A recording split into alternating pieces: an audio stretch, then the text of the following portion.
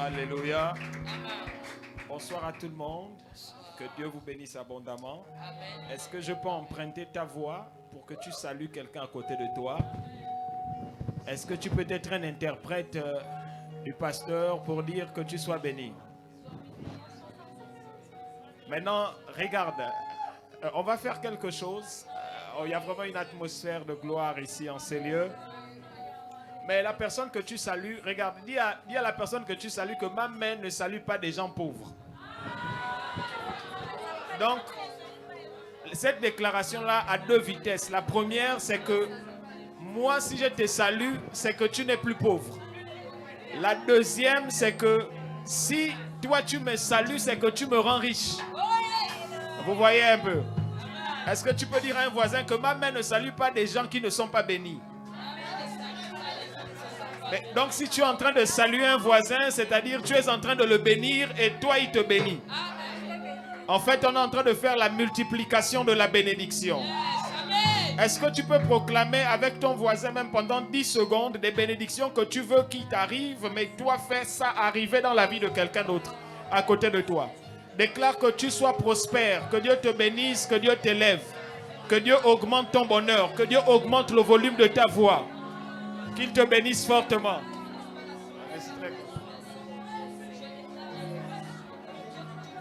Vas-y, fais-le. Bon, je vais vous donner un secret parce que pendant qu'on le fait, il y a des anges de Dieu qui sont en mouvement. Donc fais-le encore. Il y a des gens qui vont certainement recevoir l'onction là maintenant. Je ne sais pas, hein, mais en fait, c'est déjà fait. Pendant qu'on le fait. Merci Saint-Esprit. Merci Saint-Esprit. Merci Saint-Esprit. Merci Saint-Esprit. Amen. Amen. Alors, gloire à Dieu. Je bénis Dieu pour ce soir. Permettez-moi, comme je vous dis toujours, honorons les honorables. Merci. Bon, je bénis Dieu déjà pour les personnes qui m'ont accompagné. Donc, les assistants pasteurs, les frères et sœurs, que Dieu vous bénisse. Si je n'ai pas cité votre nom aujourd'hui, c'est pas grave. Voilà. Que Dieu bénisse également. Il y a plusieurs que je connais très bien ici. Et je me suis dit, bon, s'ils sont là, c'est que donc l'onction a augmenté encore. Donc, je salue mon jeune frère ici. Quelqu'un que j'affectionne et que j'aime beaucoup. Un homme de Dieu bien, vraiment. Amen. Bon, acclamons pour lui. Parce que là, il est venu aujourd'hui, vraiment. Je sens que... Amen. Voilà, je bénis aussi Dieu pour ma fille ici, là, depuis déjà 2 jours. Je suis là, mais elle n'est pas venue me faire. Que Dieu te bénisse. Que Dieu vous bénisse également les chantes. Amen. Alors, aidez-moi à honorer Dieu pour les anges de la maison. Sinon, pour l'ange de la maison, vous savez, je vous ai dit hier que la chair coûte cher. Et se tenir dans la chair, derrière la chair, coûte cher au peuple de Dieu. Amen. Donc, vraiment, merci encore. C'est vraiment...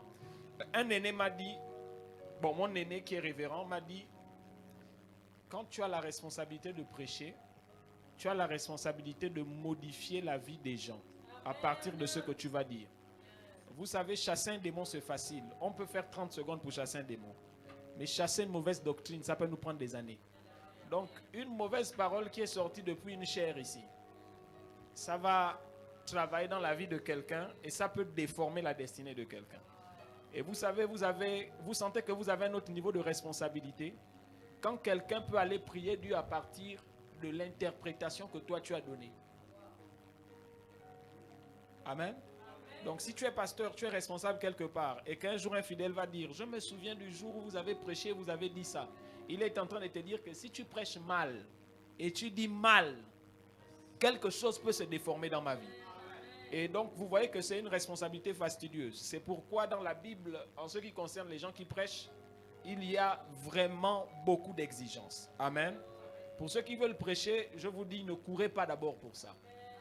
Cherchez à être sûr d'avoir suffisamment mangé à la table de votre père ou de votre mère ici. Pour que lorsque vous avez l'opportunité de parler, vous arrivez à cracher facilement ce qui vous remplit. Amen. Il faut de la consistance. Et je bénis Dieu vraiment pour cette opportunité encore. Vraiment, certainement, il n'est pas là. Je prie par la grâce de Dieu. Parfois, les petits tours que je fais, Mais je prie quand même que je le rencontre un jour. Encore merci. Que Dieu davantage fasse ce qu'il a prévu de faire avec vous et qu'il continue de vous élever, de vous bénir. Amen. Amen. Alors, je ne sais pas comment commencer, mais est-ce que si on commence avec un peu de mathématiques, ça va aller? Ça va? Bon, les gens, aidez-moi. On fait juste un peu de mathématiques, après ça va aller. Les mathématiques, là, j'ai besoin des textes bibliques. En fait, c'est le centre d'une pensée que je vais commencer. Oui, vous pouvez vous rasseoir. Et en fait, c'est quelque chose que j'ai envie de... En fait, c'est dans mon esprit par rapport à la connaissance de Dieu. Regardons un peu Genèse chapitre 15, verset 13. Ensemble, on va faire un peu de mathématiques. Et vous allez voir avec moi quelque chose de bizarre.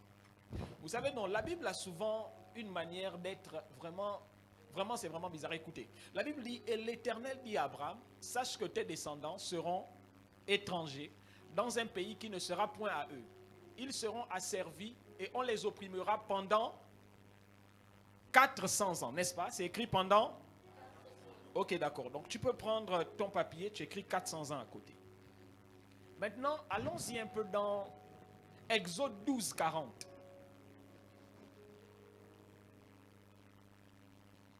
Exode chapitre 12, verset 40. Donc c'est Dieu qui parle. Hein. Le chapitre 15 de Genèse, c'est après le 12, le 13, naturellement le 14. Donc le 15. Écoutez, la Bible dit, le séjour... Bon, voilà. La Bible dit, le séjour des enfants d'Israël en Égypte furent de... Attendez, il n'y a pas un problème là?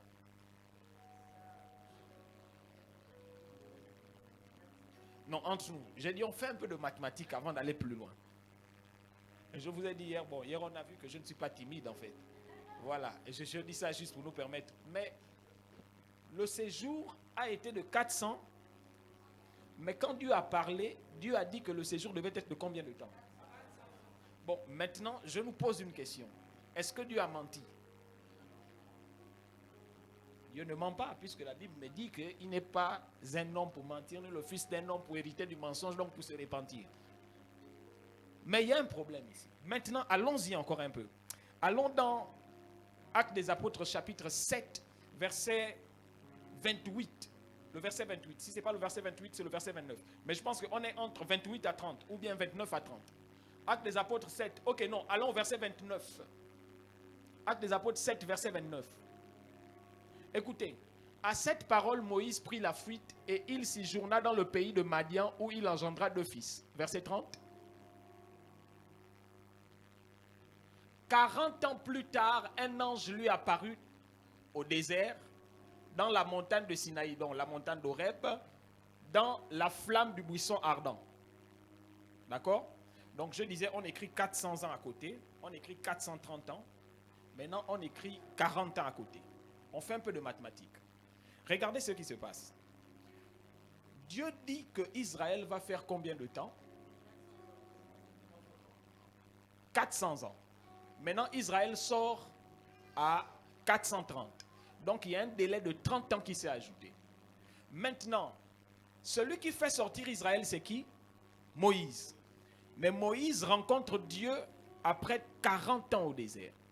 Ça veut dire qu'il a la mission et c'est quand il décide de faire sortir Israël, c'est après 40 ans au désert. Maintenant, si on prend les 40 ans du désert, on les enlève dans les 430 ans, ça fait combien? 390. 390, ça veut dire qu'on était à 10 ans d'arriver à 400 ans. Je ne vais pas beaucoup spiritualiser pour ne pas embrouiller peut-être quelqu'un. Je vais rester simple. On était à 10 ans. Mais sauf que quand vous lisez bien les textes, vous lisez Actes des Apôtres chapitre 7 que je viens de prendre ici, la Bible dit, quand il lui vint à cœur de visiter ses frères, ça veut dire que l'appel de libérateur de Moïse, c'est venu avec un désir à l'intérieur de lui. Vous devez savoir qu'il y a des saisons qui viennent quand vous rencontrez des gens. Il y a des saisons qui viennent quand il y a des choses, mais il y a des saisons qui viennent avec des désirs au fond de vous. Quand vous commencez à vous sentir inconfortable avec un niveau, ça veut dire que normalement Dieu vous appelle à un autre niveau. Mais figurez-vous que le Moïse dont je parle, c'est quelqu'un, il avait 0 ans, il est rentré dans la maison de Pharaon. Donc selon l'éducation que lui il a reçue, normalement c'était un Égyptien. Mais sauf que la nature de Dieu en lui avait un appel. Mais sauf que cet appel-là était logé dans la promesse de Dieu depuis qu'il a parlé à Abraham. Je suis en train d'aller quelque part. Mais sauf que quand Dieu a parlé à Abraham, il y avait normalement une descendance. Mais dans cette descendance-là, la descendance n'a pas tué la sémence de la parole. La parole pouvait traverser Abraham, elle a traversé Isaac, Jacob. Elle allait se loger au-delà des 12 fils de Jacob. Elle est descendue jusqu'à Israël. Même sur un territoire étranger. J'ai même envie déjà de prêcher en disant à quelqu'un, écoute, la difficulté et le temps de la difficulté ne peut pas émietter la puissance de la parole. Ça veut dire que même si les générations passent, la parole va rester valide. Ce qui est bizarre, c'est parce que la parole n'est pas restée valide parce qu'on a dit à Moïse, elle s'est logée dans l'intestin, elle s'est logée dans l'ADN d'Abraham, à tel point que l'ADN suffisait pour signaler dans la descendance d'Abraham qu'il devait avoir quelqu'un qui devait porter encore cette parole.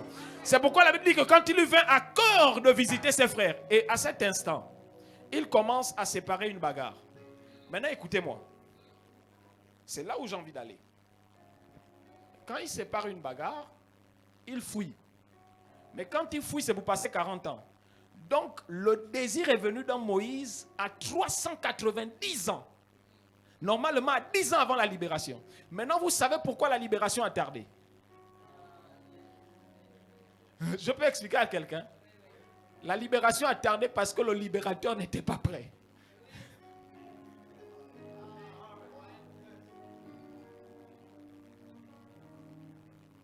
Ça veut dire que si on avait le programme de la libération, mais avec un libérateur qui ne connaissait pas le mandat de la libération, Israël, fallait qu'Israël traîne un peu. En fait, donc, ce qui a ajouté les 30 ans, ce n'est pas juste Israël, c'est la préparation de Moïse. Quelqu'un devait... Bon, non, moi j'aime la parole, hein. Donc vraiment, donc ça veut dire ici que on ne peut pas expérimenter un appel puissant sans connaître le Dieu de l'appel. On ne peut pas être connu sans connaître Dieu. Pour être connu, il faut connaître Dieu. Ça veut dire que pour que Moïse entre dans l'histoire, il fallait qu'il rencontre celui qui fait de Moïse le libérateur. Vous êtes avec moi? La connaissance de Dieu ici est un peu bizarre parce que dans ce texte-là, vous vous rendez compte que, donc, je vous dis, on fait un peu de mathématiques, et puis je commence mon message. Donc, dans les mathématiques de Dieu, il y a la parole prophétique, ce qui t'est annoncé, ce que tu dois vivre, ce que Dieu a dit. Tout le monde est appelé à réussir. Hein. Donc, ça dit que, en fait, si moi je te dis que tu vas réussir, je ne te dis rien de nouveau. Je te rappelle un programme de ta vie. Amen. Maintenant, pourquoi les gens ne réussissent pas? Amen. C'est comme si je venais vous dire, je viens dire au frère, là, frère, tu es un homme. C'est ce que Satan a fait à Jésus. Il dit, si tu es réellement fils de Dieu, vous voyez un peu, bon, je n'ai rien contre les sœurs en Christ, mais les femmes, si tu es un homme, mais attends, quand on te regarde, est-ce que tu n'es pas un homme? Quand Satan dit, si tu es fils de Dieu, est-ce qu'on n'a pas entendu au désert là-bas, une voix ses filles entendre, celui-ci est mon fils bien-aimé? Vous ne trouvez pas que c'est un peu absurde? Donc ça veut dire ici que connaître ton identité est au-delà de ta personne. C'est de connaître celui qui existe avant toi. En fait, connaître Dieu qui a fait en sorte que tu sois là. J'ai envie de dire à quelqu'un ce soir, alors qu'on prie juste une minute, de dire à quelqu'un que est-ce que tu as la soif de connaître Dieu ce soir? Vous savez, il y a des gens qui peuvent faire votre publicité, mais quand il s'agit de Dieu pour faire votre publicité, votre nom peut arriver à l'endroit où on ne connaissait même rien de vous. Il faut connaître Dieu. Est-ce que tu peux prendre juste ce point de prière? Je voulais donner cette pensée avant de commencer le message. Je l'avais à cœur parce que je pense que c'est pour quelqu'un ici. Il y a un grand projet Mais est-ce que tu es préparé pour ça? Est-ce que tu connais de quoi il s'agit? Priez un moment. Merci Seigneur. Merci Seigneur pour ta grâce. Merci pour ce que tu ne cesses de faire. Merci pour ta bonté. Oh, l'era fada somegra. Corrida blerere fontel maragla. Shadarabla de la paradia.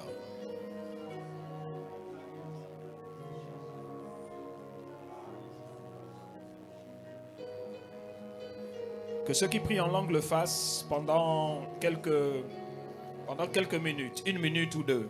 Fais-le, monte en langue. Sorava de la miracle in offices. Chandori vlabala integra de levas. Egirable de levant almaideri.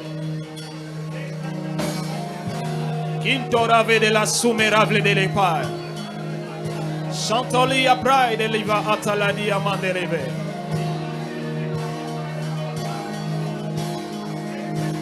Calari a plat au severi de glai, ne ma sofere de glai.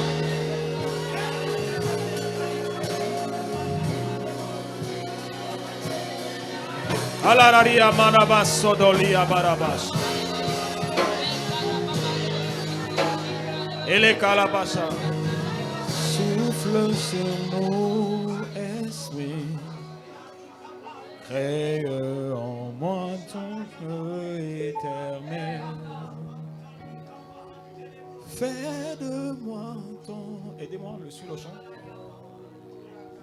Ce n'est plus moi, mais toi en action. Souffle sur nous, esprit. Crée en moi ton feu éternel. Fais de moi ton écho. Ce n'est plus moi, mais toi en action.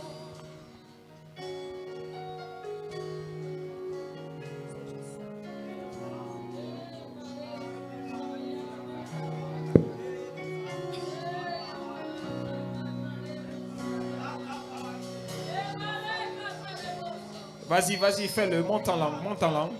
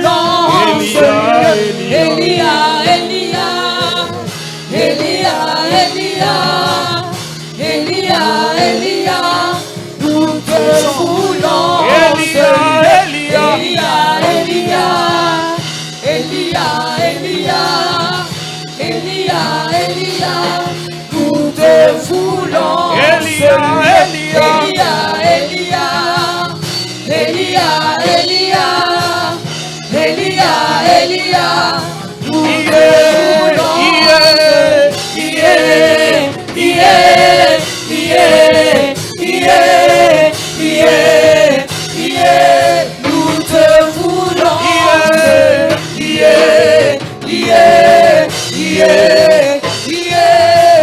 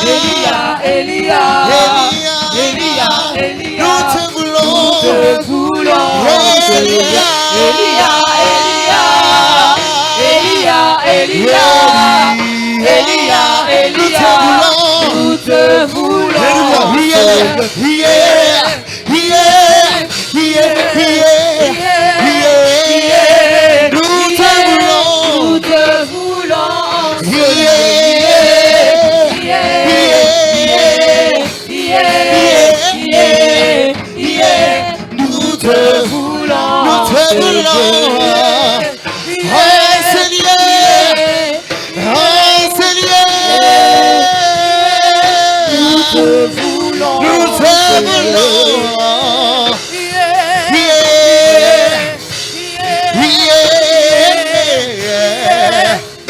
voulons en ce lieu. Nous te voulons. Est-ce que tu peux acclamer Jésus? Est-ce que tu peux acclamer? Pendant que tu acclames, Jésus est glorifié. Pendant que tu acclames, il est glorifié. Au nom de Jésus. Alléluia. Est-ce que tu peux t'asseoir royalement ce soir? Amen. Merci. Que Dieu vous bénisse.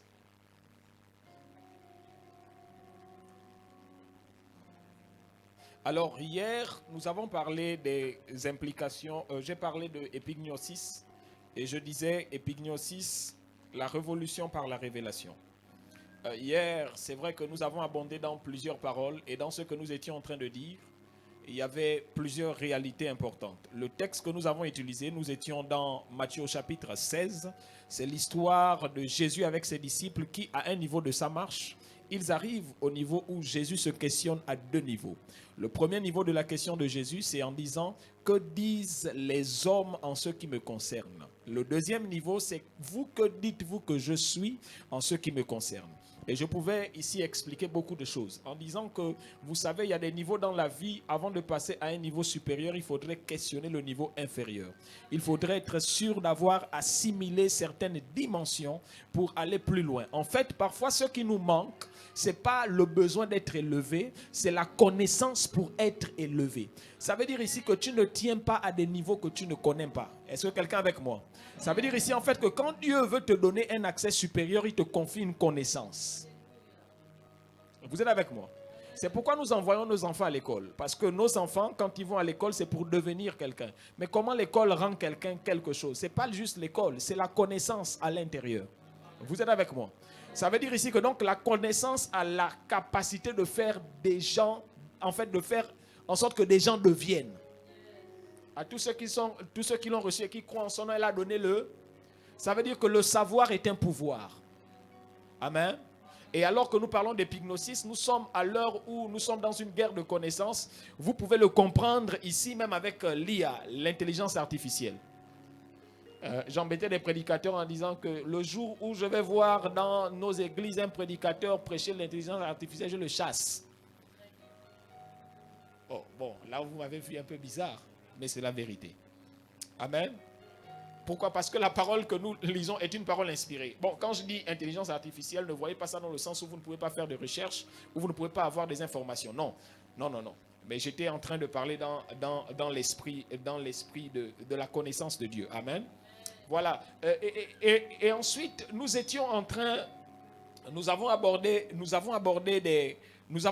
quelques points importants et je parlais du fait ici qu'il y a beaucoup d'implications dans le fait de connaître Dieu. Hier, je pouvais expliquer que la révélation nous donne un présent victorieux sur une génération. Hier, vous avez vu, lorsque Pierre a dit que tu es fils de Dieu, Jésus a dit tu es heureux fils de Jonas. Quand Jésus dit à quelqu'un que tu es heureux, c'est que lui fait rentrer le bonheur. Ça veut dire qu'à cet instant, on ne parlait pas trop des fils de Jonas. La lignée de Jonas a été bénie à cause du fait qu'il y a un fils de Jonas qui a pu remarquer, avoir une information différente. Ce que tu peux connaître peut te qualifier par rapport aux autres. Amen. Alors c'est pourquoi je prie ce soir que tu entres dans les allées de la connaissance pour te permettre d'être élevé. Amen. Vous ne voyez pas qu'il y a des gens qui manipulent les autres à cause des secrets? C'est la connaissance d'un secret qui peut faire en sorte que quelqu'un arrive à gagner même beaucoup d'argent. Il fait le chantage à l'autre parce qu'il connaît une chose que les gens ne connaissent pas. Amen. Mais ça, c'est utilisé dans le cadre du malin. Mais maintenant, imaginez-vous dans le bon sens. Voyez ce que ça peut faire. Donc, je pouvais dire ici que connaître Dieu, il faut connaître Dieu pour se connaître. Le fait que Pierre dise que tu es fils de Dieu, Jésus a dit à Pierre que tu es Pierre et je bâtirai cette église. Et ensuite, le séjour de mort ne prévaudra pas contre elle. La destinée de Pierre était cachée dans le fait de connaître Jésus. C'est pourquoi ici, vous avez vu que l'interprétation de ces textes-là a été difficile. C'est pourquoi la grande église de l'église catholique s'appelle la basilique Saint-Pierre. Parce que dans l'interprétation littérale, il y a eu le fait que Pierre était le pilier de l'église. Voilà, donc là je fais juste une économie d'hier, ne vous inquiétez pas, on va décoller. Alors, après je disais que derrière une connaissance, donc derrière la révélation, il y a une institution et un projet. Ce qui manque à plusieurs personnes avant de pouvoir s'étendre et de régner dans la vie, c'est que leur rêve s'arrête à être un rêve sans être une institution. Si vous voulez être fort, faites en sorte que votre projet, votre vision devienne une institution. Je vous explique. Quelle est la différence entre la femme qui vend l'eau en sachet de 100 francs et celui qui travaille à Anza avec un Prado VX? La différence, il n'y a pas vraiment. C'est juste que les deux vendent l'eau, mais il y a une entité qui est institutionnalisée. Il y a une autre qui a juste la vision de vendre l'eau. Je prie au nom de Jésus. On dirait le peuple là ne m'a pas encore capté. Mais si tu me captes ce soir, je suis en train de prier au nom de Jésus. Que ce que tu rêves ne soit pas juste un rêve. Je prie que ce que tu rêves puisse devenir une institution. De sorte que ton rêve devienne crédible lorsqu'on va voir les effets de ce que Dieu peut faire avec toi. Je suis en train de dire à quelqu'un au nom de Jésus ce soir, que ta vision ne s'arrête pas à quand tu dors, mais que ta vision continue même quand tu es éveillé.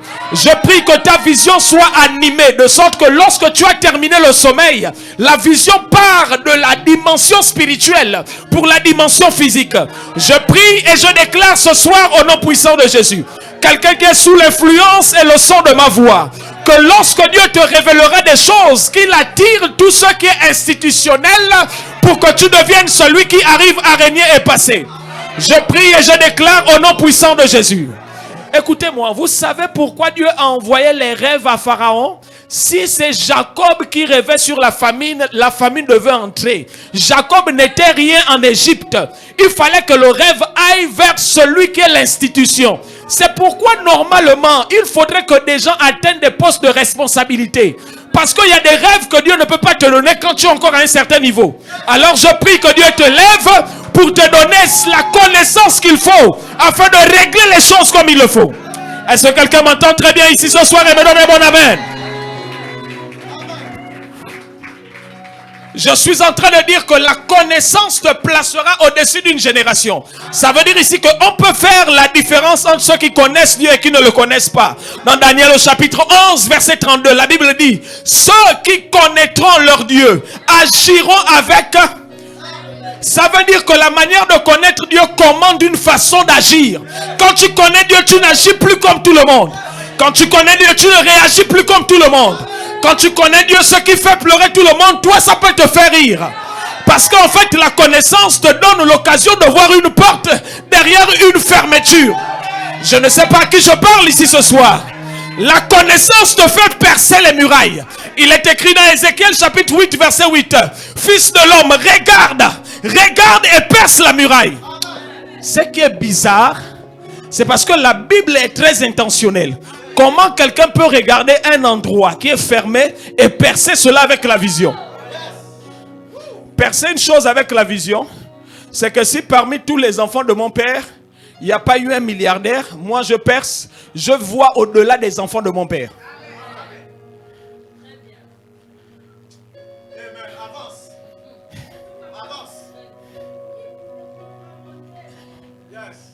La connaissance de Dieu, c'est la chose qui loge les gens dans les faiseurs d'exploits.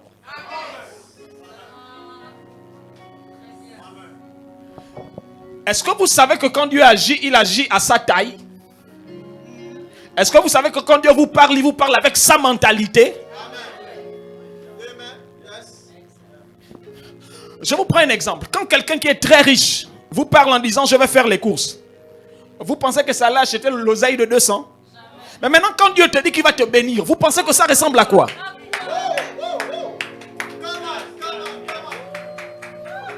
Je suis en train de parler du fait que quand Dieu lui-même il se présente. En fait, là, je ne suis même pas entré dans ce soir. En tout cas, pendant que j'étais en train de prier, pour vous dire une petite confidence, l'Esprit de Dieu a changé mon message de ce soir au moins 3 fois. Donc, j'étais là en train de me dire, bon, on va faire comment? Mais écoutez, donc je disais que derrière la connaissance, d'accord, derrière le fait de connaître Dieu, il y a une institution, un projet. Derrière la connaissance, il y a une activation. Il y a des choses que vous ne pouvez activer que quand vous en êtes conscient. Amen. Et je vous explique une chose. Vous savez pourquoi à l'église, les gens se battent avec la sanctification, le péché et tout le reste? La première question que moi je pose aux gens qui ont ce problème, je leur dis quel est l'enseignement qu'eux ils ont d'abord. Pourquoi? Je peux expliquer quelque chose de biblique rapidement. En fait, quand on est né de nouveau, nous sommes nés de Dieu. 2 Corinthiens chapitre 5 verset 17. Nous sommes une nouvelle création. D'accord? Mais maintenant nous sommes créés à nouveau. Notre esprit est régénéré. Nous avons, normalement dans la Bible, on a 3 niveaux de sanctification. Le premier niveau qu'on appelle la sanctification de position. Ça veut dire qu'on a été sauvé, on est sanctifié, on a la nature de Dieu.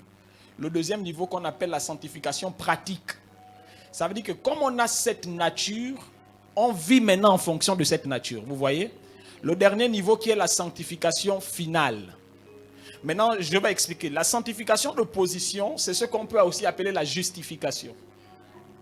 Et la justification, c'est quoi? La justification, j'aime beaucoup la définition en anglais, mais je vais essayer de donner ça en français. La justification, c'est la capacité de se tenir devant Dieu sans la culpabilité. D'accord? Ça veut dire quoi? Ça veut dire que quand on dit qu'on a été justifié, ça veut dire ici que nous, si on a péché et la sentence devait tomber, la sentence est déjà tombée, mais c'est tombé sur quelqu'un d'autre. Donc il y a eu la substitution. Et donc ça fait en sorte que nous, on peut maintenant s'approcher de Dieu par rapport à cette substitution. Après, on a la sanctification pratique. La sanctification pratique, c'est quoi? C'est que vous ne pouvez pas demander à un cochon de ne pas se salir. Parce que dans sa nature, il y a ce qui dicte sa façon d'agir. Maintenant, moi, je demande à des chrétiens, comment tu es appelé saint et puis tu as envie toujours d'aller dormir tous les jours dans les bars? Est-ce que tu ne trouves pas qu'il y a une incohérence sur toi-même et ta nature et ce que tu es en train de vivre? Donc ça veut dire que le premier problème qu'on a avec des gens, c'est le fait de ne pas connaître d'abord leur nature. Et comme ils ne connaissent pas leur nature n'est pas activée. Vous êtes avec moi? Et maintenant, donc comme je disais, l'un des problèmes, c'est que maintenant ici, ça fait en sorte que si nous avons une nature, ce qui sort de nous sont les fruits de cette nature. Écoutez, si l'éléphant ne fait pas le chien, si le chien ne fait pas le chat, maintenant Dieu fait quel type d'enfant? Vous êtes avec moi? Non, ça c'était une parenthèse, hein, pour expliquer un peu quelque chose souvent qui nous embrouille. Donc en fait, maintenant je ne suis pas en train de dire à quelqu'un ici que tu ne vas pas arriver au niveau où peut-être pour un péché tu n'arrives pas. Non, ça je peux expliquer, nous pourrons expliquer comment tu peux dealer avec ces choses et pour sortir de là. Amen. Voilà, mais ça, ce n'est pas le thème de ce soir. Je disais que derrière une connaissance, la connaissance est une arme active de guerre. Ça veut dire que ce qui te fait te défendre, c'est ce que tu connais. Amen. Je vous pose une autre situation. En fait, si je vous pose une question maintenant, vous allez aller chercher dans le réservoir de votre connaissance pour me donner une réponse. La réponse peut exister, mais si vous ne l'avez pas, vous allez dire je ne connais pas. Mais est-ce que c'est parce que vous ne connaissez pas que la réponse n'existe pas? La réponse existe. Mais maintenant, vous, ce que vous allez faire, vous allez fouiller dans le tank de votre connaissance pour me donner une réponse. Si ce n'est pas dans votre tank, vous allez chercher dans un autre tank. Donc ça veut dire ici que, en fait, derrière le fait pour nous de connaître, non, il y a le fait que quand on connaît, on a une arme avec laquelle on peut se défendre. Vous êtes avec moi? Voilà, donc je disais encore, bon non, hier on dirait que je n'ai pas parlé de ça, mais je disais encore que la connaissance, donc la révélation, nous donne le matériel de Dieu pour construire. Hier, j'ai parlé de ça quand j'ai parlé de la pierre. Ça donne le matériel de Dieu pour construire. Vous savez, il y a des niveaux où même si Dieu t'élève sans connaissance, c'est un risque dangereux. Vous savez pourquoi David, il a été roi à 17 ans. Mais quand David commence à être proclamé roi à Hébron, il a environ 30, on peut situer ça vers 30 ans, à 40 ans. Mais toutes ces 13 années-là, qu'est-ce qui s'est passé? C'était le fait qu'il fallait préparer David à la noblesse. Pourquoi? Parce que David n'était pas d'une lignée royale normalement. Il fallait le préparer à la noblesse. Parce que celui qui était maintenant logé à la lignée royale, c'était Saül. Donc ça devait être Jonathan qui devait devenir roi. Maintenant, dans la logique, comme Dieu ne contre pas ses principes, il fallait que Jonathan soit ami de David. C'est pourquoi la Bible dit que Jonathan aima David comme son âme. Il y a comme une transaction de substitution ici. Bref, je ne suis pas là. Mais vous voyez maintenant que David, il fallait qu'il commence à côtoyer le palais. Maintenant, l'onction royale que David a reçue, nous voyons juste que ça a été une onction d'être roi. Non, c'était une onction pour rendre royales les capacités de David. Amen. C'est pourquoi ce qui a mené David au palais, c'était d'abord sa capacité à être joueur de harpe. Donc en fait, quand tu... Quelqu'un avec moi ici ce soir? En fait, ça veut dire ici que l'onction royale n'est pas venue pour donner David juste le trône comme une destination. C'est venu pour faire en sorte que les capacités de David deviennent royales à tel point que ça l'élève. On le connaît au palais, comment on dit, il y a un joueur de harpe, il y a un des fils d'Isaïe. Mais en fait, écoutez-moi, David n'arrive pas d'abord au palais parce qu'il est libérateur. Il commence à rentrer, à rentrer un peu au palais parce qu'il est joueur. Vous êtes avec moi? Ça veut dire que sa capacité de joueur, s'il avait négligé ça, la porte du palais pouvait être fermée. Est-ce que vous vous rendez compte? Est-ce que vous savez que les petites choses sur lesquelles vous pouvez investir du Dieu peuvent vous amener dans les grandes surfaces?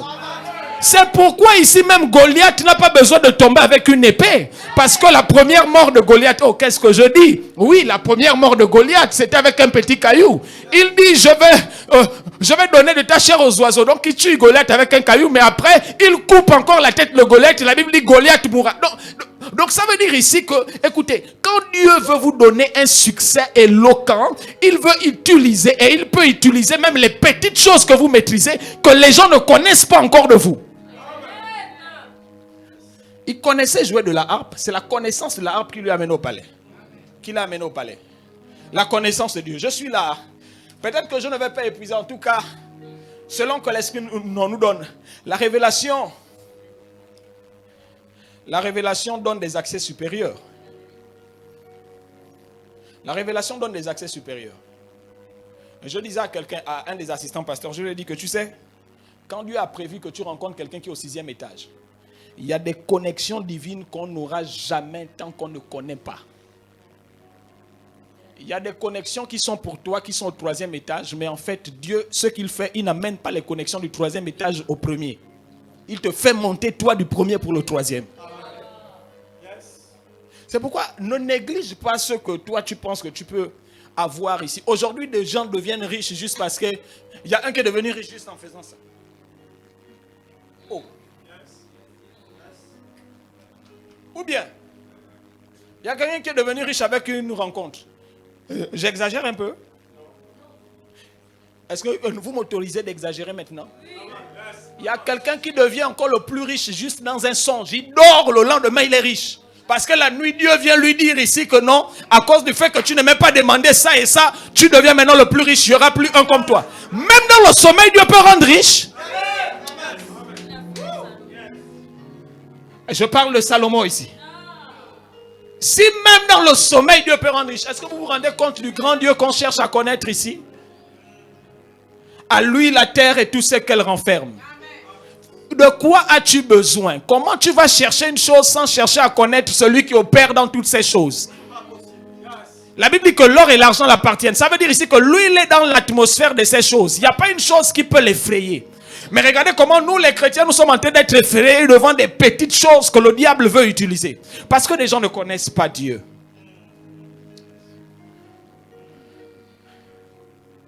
Bon, nous allons lire le texte juste ce soir. Je pense que je ne vais pas aller parce que nous allons prier. Pour ce soir, donne-nous Exode au chapitre 3. Exode au chapitre 3. Bon, on va être sur le chapitre 3. On va lire une première portion. On va lire la première portion dans le verset 11. La deuxième portion, on va revenir.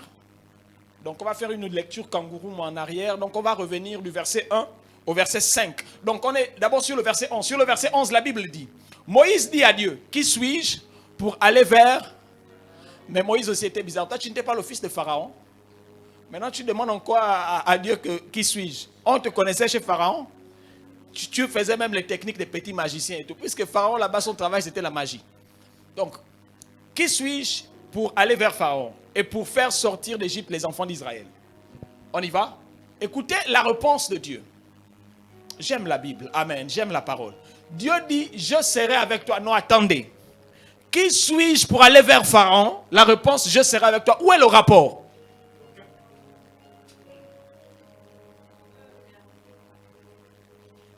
Qui suis-je pour pouvoir arriver à aller très loin dans ma famille?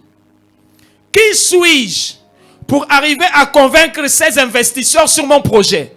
Qui suis-je pour commencer à ouvrir le plus grand label de musique au Gabon? Qui suis-je pour commencer à produire les gens? Qui suis-je? Qui suis-je?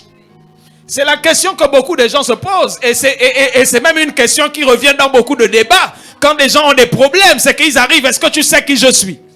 Donc ça veut dire ici que si quelqu'un a l'assurance à partir de qui suis-je, il y a aussi le problème à partir de qui suis-je. Ce qui empêche les gens d'aller dans les dimensions supérieures, c'est parce qu'ils se demandent je suis qui? Qui va m'aider dans le Gabon là? Oh my God, est-ce que je parle à quelqu'un? Qui suis-je pour que les choses changent? Qui suis-je pour que les gens de Bellevue de tous soient convertis? Qui suis-je? Parce que les gens sont influencés à partir du personnage qui est en face d'eux. La façon dont vous vous présentez, c'est de la façon dont les gens décident de vous parler. C'est pourquoi vous allez vous rendre compte que même des gens vont arriver. Moi, j'ai déjà eu ce coup-là une fois. Il y a quelqu'un qui voulait me parler à cause d'un petit quiproquo. La personne me demande d'abord, donc elle veut d'abord se rassurer avant de mettre son discours. Parce qu'il sait que bon, si c'est quelqu'un vraiment... non, la personne peut commencer à gronder. Qui suis-je? Non, reviens toujours dans le verset 11. Qui suis-je? Et dans le qui suis-je, j'ai un problème.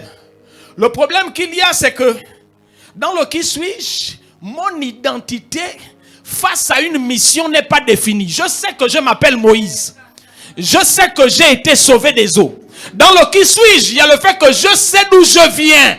Je sais comment je suis né. Mais là où je dois aller là, qui suis-je?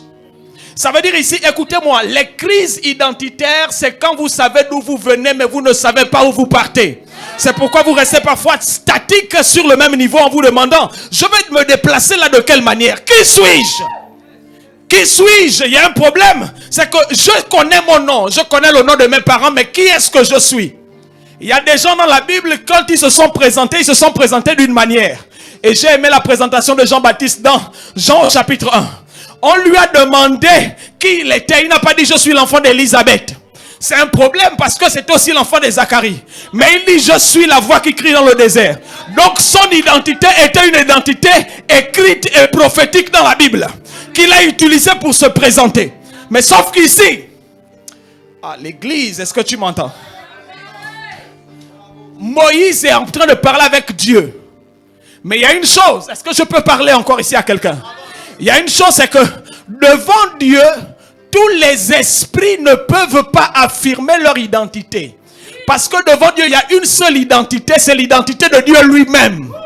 En fait, le problème, c'est que Moïse veut encore exister pendant qu'il est devant le grand Dieu. Est-ce que l'église m'entend ce soir? J'ai l'impression que le feeling ne passe pas très bien. Ça passe, c'est bon? On peut aller? Qui suis-je? Le problème, c'est que dans la Bible, moi, j'ai compris que Dieu ne rencontre pas des gens qui sont vivants. Dieu rencontre des gens morts. C'est pourquoi pour nous rencontrer, il a tué Jésus. Mais c'est pourquoi il dit que personne ne peut me voir et vivre. Parce que dans la présence de Dieu, il faut que quelque chose meure. Mais sauf qu'ici, il y a quelque chose. Quand quand Dieu répond à Moïse, il répond d'une manière claire. En parlant que c'est moi. En fait, pendant que moi je te parle, tu es déjà mort.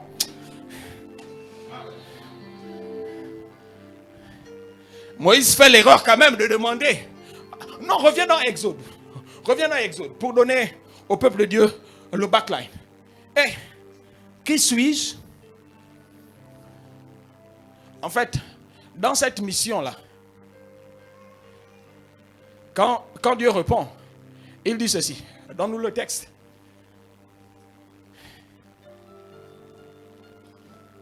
Comme j'ai dit, j'ai les points, mais je coule selon que l'Esprit veuille parler à quelqu'un ici ce soir. Exode chapitre 3, verset 11.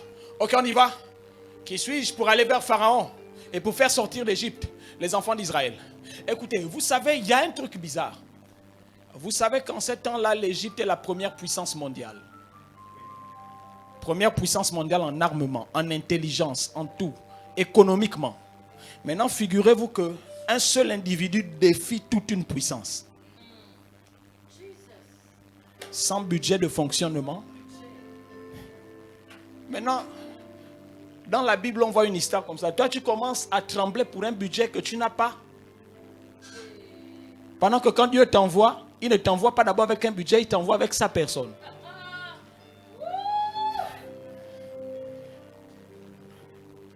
Peut-être que quelqu'un n'a pas encore bien saisi.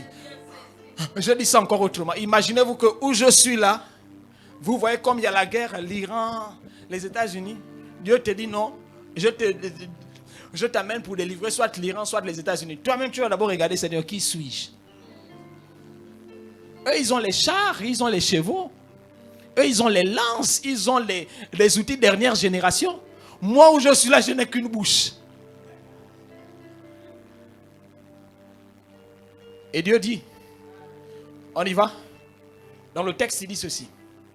Je serai avec toi. Écoutez, ce qui est bien, c'est parce que vous savez, le problème dans certaines dimensions, ce n'est plus où vous êtes. Ce n'est plus comment vous êtes, mais c'est qui est avec vous. Il y a un endroit dans la Bible, j'ai lu cet endroit-là, ce texte, j'ai parfois lu, après j'ai souri. Il y a un endroit dans le psaume 23 où David dit, quand je marche dans la vallée de l'ombre, je ne crains, car tu es. Vous ne trouvez pas que c'est bizarre? Dans un endroit qui fait peur, on ne peut pas marcher, on court. Oh, l'église là. Mais il dit maintenant, quand je marche, donc ça veut dire que l'endroit où il y a les problèmes, je ne suis pas effrayé parce qu'il y a un gars qui inquiète mes inquiétudes. Dieu dit à Moïse, je serai avec toi et ceci sera pour toi le signe que... Attendez. Non, attendez. Moi, j'ai un problème parce que dans les textes bibliques, quand on essaie de comprendre beaucoup de choses, miracles, prodiges et tout ça, le signe, c'est quelque chose qui est lié à un message. Vous êtes avec moi? Par exemple, on a les feux de signalisation, on a les... Si je fais un signe comme ça, là vous déduisez que ça veut dire viens. Vous voyez? Donc les signes ont des messages. Donc les signes sont aussi comme une catégorie de miracles aussi, qui sont donnés, mais pour faire passer un message.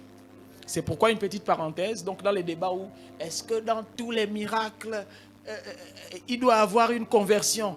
Quand il n'y a pas de conversion, on n'a pas besoin de miracles. Qui a dit ça? Il faut d'abord bien lire la Bible pour comprendre. Quand Jésus a marché sur l'eau, qui devait se convertir là-bas. Donc vous voyez qu'ici, donc ça c'est une autre catégorie, mais qu'on ne peut pas d'abord, voilà.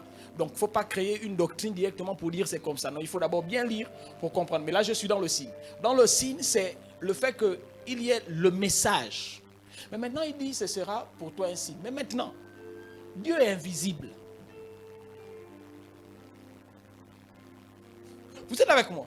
Amen. Donc, le Dieu là qui se fait connaître par Moïse, il est invisible. Mais il dit, ce serait un signe que moi je suis avec toi. Mais attends, Seigneur, toi-même, tu ne vois pas qu'on a assez de problèmes comme ça. J'ai fui l'Égypte parce que j'ai eu des problèmes. Je viens 13 ans, je viens 40 ans au désert. Toi, tu me renvoies. La seule chose avec, en fait, ce que tu introduis d'abord, c'est me dire que tu seras avec moi. Donc ça veut dire que la première victoire de Moïse, c'était d'avoir la conscience que Dieu était d'abord avec lui. Épignosis, c'est arriver au niveau où tu es d'abord convaincu que même s'il n'y a plus des hommes à côté de toi, même s'il y a des gens qui t'ont abandonné, écoutez-moi, il y a des gens qui vont vous juger à cause d'une saison. Mais quand ils vous jugent à cause d'une saison, ils ne vous connaissent pas parce que vous n'êtes pas une saison. Vous êtes au-delà d'une saison. Donc ça veut dire que, imagine-toi quand quelqu'un vient te voir, tu as fini de te lever le matin, la soeur, tu n'as pas le make-up, on te regarde un peu, tu es bizarre, tu as même peur. Et la personne va dire que, oh, la soeur là n'est pas jolie. Non, c'est toi, mais sauf que c'est toi au mauvais moment. Mais maintenant, il y a des saisons dans la vie où ça devient le bon moment. C'est-à-dire que quand, en fait, celui qui t'a vu au mauvais moment, c'est quelqu'un qui ne pouvait même pas faire grand-chose. Donc Dieu l'a laissé te voir pour amener juste le nom. Mais il y a quelqu'un, quand lui va passer et quand il va te voir dans une saison, les choses vont changer. Je connecte quelqu'un à cette parole prophétique ce soir. Celui qui se lève et qui déclare un bon amen. Je déclare que dans la saison de ta vie, qu'il y ait des rencontres qui apportent des signes. Dans la saison de ta vie, qu'il y ait des vies qui apportent des signes. Dans la saison de ta vie, que le Dieu des signes montre encore des signes. Que celui qui lève la main, qui dit un amen, pendant que je parle à un autre niveau de saison de ta vie, qu'il y ait des signes. Maintenant, écoutez-moi. Est-ce que vous vous rendez compte que maintenant Moïse n'avait pas d'abord besoin du miracle, mais il avait besoin de l'usine de miracles. C'est pourquoi Dieu lui-même, quand il commence, avant d'expliquer maintenant les codes à Moïse, il dit c'est d'abord moi qui sera là. Écoutez, en fait, le problème qu'on a ici, c'est plus chercher l'huile. C'est le fait qu'on ait maintenant la raffinerie en nous. Donc le problème ici, ce n'est plus comme si tu cherches l'argent, c'est comme si tu as maintenant la banque en toi. C'est maintenant comme s'il y a maintenant une usine intégrée. C'est-à-dire qu'à partir des difficultés, tu peux trouver un code, tu tapes et puis ça sort. Je suis en train de dire à quelqu'un ici qu'à l'intérieur de toi, il y a un signe. Celui qui me donne un bon amen, j'exagère en disant que le signe de Dieu vienne à toi au nom de Jésus.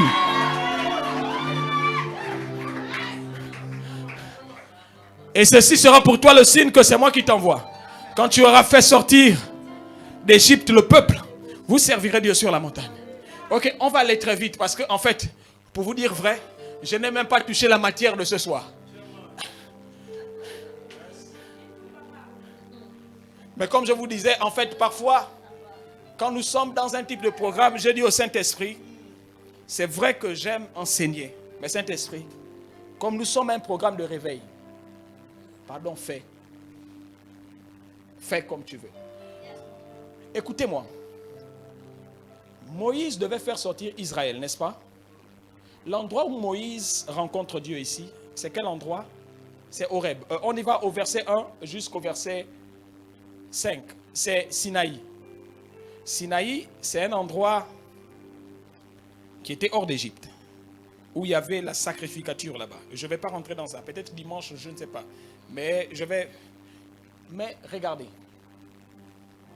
Est-ce que vous vous rendez compte que le libérateur était sorti avant Israël? Est-ce que vous vous rendez compte que Moïse est allé expérimenter Dieu avant d'amener Israël expérimenter Dieu au même endroit? Est-ce que vous comprenez que parfois dans les grandes missions, il y a l'isolement? Parfois l'isolement, vous savez, parfois les douleurs que vous avez, c'est que Dieu vous fait vivre ces douleurs pour vous montrer le code des guérisons, pour enseigner des personnes qui sortiront de là pour dire que regarde, moi où je suis en train de venir vous faire sortir d'Égypte, j'étais là où j'ai vu Dieu. Et là où j'ai vu Dieu, c'est un endroit où j'étais certainement seul. Mais là-bas, je l'ai rencontré. Donc ça veut dire ici que Dieu ici, il fait vivre à un leader une expérience anticipée afin de faire vivre ça à tout le peuple. Pour parler à un prédicateur ici, tu ne peux pas prêcher un Dieu que tu n'as pas rencontré. Tu ne peux pas prêcher un Dieu que tu n'as pas expérimenté. Donc avant de venir montrer des signes devant Pharaon, il a d'abord eu à voir une rencontre. Le problème ici, c'est parce qu'on a maintenant des chrétiens de deuxième main. C'est-à-dire que quelqu'un qui veut servir un Dieu seulement qu'on lui a servi sans rencontrer le Dieu. Je suis en train de dire ici que je n'ai pas envie juste de parler du Dieu de la Bible. Mais j'ai envie de parler du Dieu de nos vies. Que le Dieu de la Bible devienne le Dieu de nos vies. Qu'il y ait un transfert entre ce qui a été fait dans la Bible et ce qui sera vécu par ma vie et par ceux qui m'entendent ici ce soir. Ça veut dire ici que donc le Dieu que... Écoutez-moi, je peux aller encore un peu plus loin. Le Dieu que Moïse a rencontré à Horeb, c'est un Dieu que Moïse a décidé de faire venir en Égypte. Parce que Dieu a dit que je serai avec toi. Ça veut dire que si pendant que Israël a crié, Dieu n'est pas descendu en Égypte. Mais le libérateur qui a rencontré Dieu a emmené Dieu en Égypte. Là où l'offrande, là où l'autel n'a pas fait descendre Dieu, la présence du libérateur a fait descendre Dieu. Ça veut dire dans une famille, même où il y a la sorcellerie, la présence de celui qui a Dieu peut emmener Dieu. Je parle à une église ce soir. Qu'il y a des dimensions où là où il y a... Oh, Rable, Soferi de Glas. Chapari de Clos, c'est Fénémis. Oh, Kamaraba, sont les barailles de Glas. Et les paradis à ma Soferi de Glas. Chata, Rika paradis à Masso. Là où il n'y avait pas Dieu, Dieu a commencé à amener la technologie des signes. Parce que celui qui a rencontré avec une expérience avec lui. Je suis en train de parler à une église. Je ne parle pas juste à une église, je parle à une nation. Je ne parle pas juste à une nation, je parle à des nations. Pour dire ici ce soir, le Dieu que tu rencontres est le Dieu qui peut rentrer dans des environnements. Même là où il n'était pas auparavant. Là où les choses se passaient différemment. Et lorsqu'il rentre, il change les coordonnées. Il change les paramètres. Parce que c'est le Dieu des signes. Et ce soir, je lève ma main. Que quelqu'un ce soir rentre avec un signe. Que quelqu'un ce soir rencontre un signe.